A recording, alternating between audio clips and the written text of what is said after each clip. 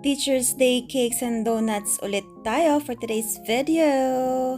Mommy, tara na G! At gaya na pinangako ko, ito na ang ating part 2. Naku mga mabilisan lang ito dahil hindi ko rin naman din na videohan kung paano ko ginawa yung mga mini donuts natin. Pero vunggahan talaga sila.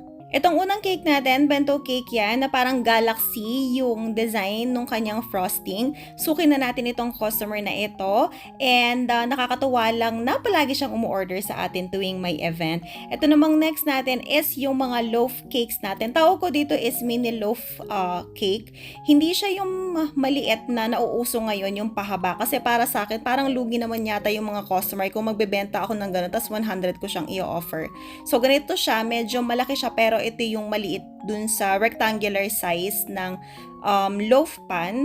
And then 100 pesos lang ang offer ko dito kasi bulk orders naman sila. Pero kapag individual mo silang o-offer mga pwedeng ibenta to ng 120 to 150. Depende na rin syempre sa costing niyan. Yung first batch ng ating mini loaf cake na naipost na natin kahapon, 10 orders yun.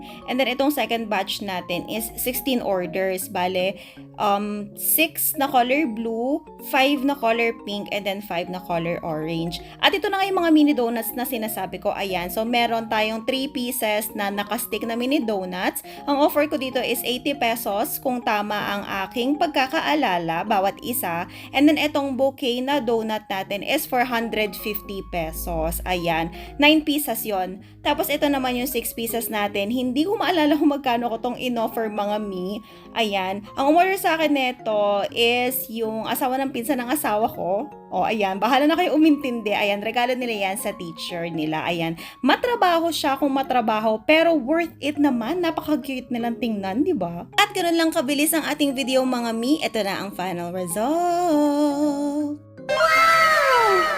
O diba, ang syala ng mga cakes and donuts natin, napakasarap tingnan sa mga mata. Kumusta naman mga ang mga pa-orders natin today, post nyo naman sa comment section yung mga pinagpaguran ninyo at i-flex natin yan. And that's it for today. See you on our next video. Bye!